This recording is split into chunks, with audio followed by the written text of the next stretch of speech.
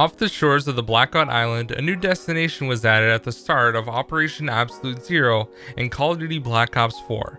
It was the popular Black Ops 2 map called Hijacked. With new layers and rooms added along with new jump spots and some great loot spots, it is a pretty hot drop spot.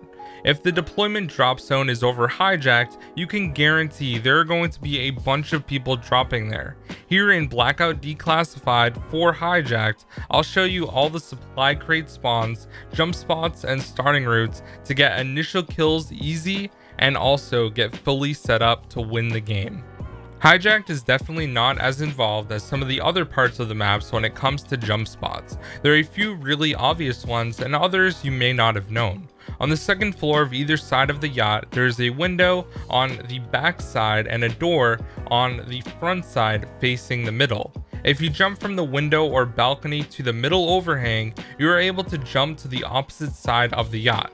This can be a great way of attack if there are barricades or barbed wire blocking the other entrances. Hijacked is docked off the shore of the island by anchors. A good thing you can do is if you decide you don't want to land on the actual yacht, you can hop up onto the anchors and get onto the ship.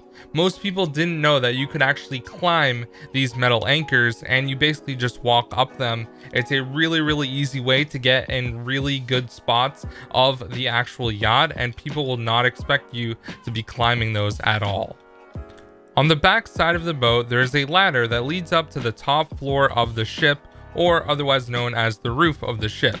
Up top, you have a great vantage point for shooting down on enemies. Most people didn't know, but you can actually get on the top level of the front of the ship. What you want to do is go onto the second floor in the back, and then you want to go onto the balcony and make sure you have auto mantle turned on in your settings. Then you can hop up to the side and keep mantling up until you are on the top of that front part of the ship.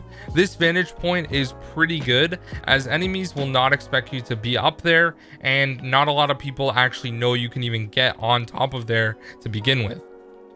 There are a total of 6 supply crate locations at the start of any game of Blackout at Hijacked or in the hill above. I took the liberty of getting all of them for you. Now I'll let you know that the actual drop rate of these are much more common in duos and squads, but in solos they are pretty rare. If no crate spawns in any of the 6 locations, which is very rare, you may also get a supply stash which will have armor plates, a bowie knife, and a concussion grenade normally. Now sometimes it can have a tactical weapon, but not usually. In these 6 locations, you can also have the possibility of getting a medic bag which will have a trauma kit, med kits, and bandages. Here are the 6 locations. The first one is up on the hill overlooking the front of the ship. When landing here, you can see a beaten path with no grass. Land at the end of the path between 2 wooden benches and you should get a supply crate there or see it as you're falling if it actually ends up being there. The next location can be located at the front of the ship directly under the helicopter pad. This is my favorite place to land because even if there isn't a crate, there's usually a gun close by.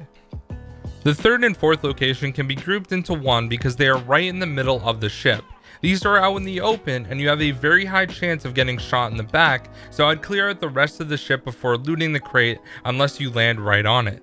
One side is facing the front of the ship and the other one on the other side in the middle is also facing the back of the ship. Now these are 2 spawns right next to each other. You basically end up having a 2 out of 6 chance if you do get a crate to spawn. This is a really good place to drop if you're playing in squads because you know you have friends on the ship with you, and not only that, but there's a much higher chance of getting a crate in one of these 2 spots.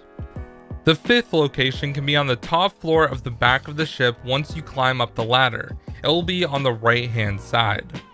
The last and 6th location is all the way on the back of the ship right next to where you can hop on a motorboat and take it to shore. It is facing the boats.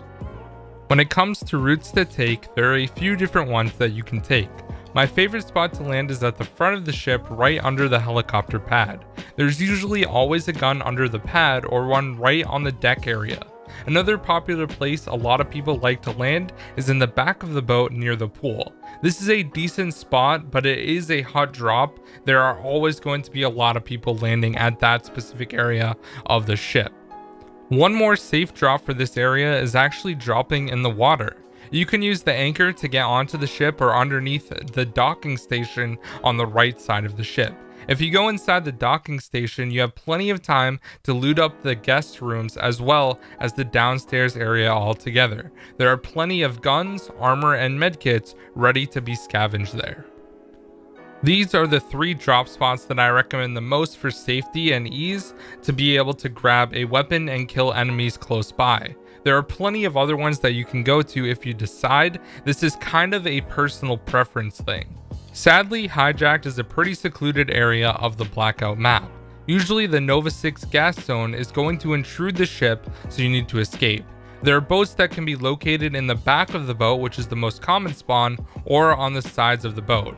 A helicopter may also spawn on the helicopter pad. You can use these to get to shore. One thing I have done in the past that ended up working out was getting on a boat and going underneath the 2 Nuketown Island bridges. You can make your way all the way to the factory or even Rivertown by doing this. You may get shot, so make sure to drop a trophy system on the boat when it is stationary to prevent rockets or grenades blowing up while you're riding it. This concludes this episode of Blackout Declassified. I hope you enjoyed. I dropped at Hijacked over 150 times to make sure this guide was complete. Now I did try to cut down the time of it to make it a lot shorter because that was one complaint that you guys had about the first episode, which was Asylum. If you want to check that out, it'll be down in the description. Make sure to comment which area you would like me to cover next. Thank you.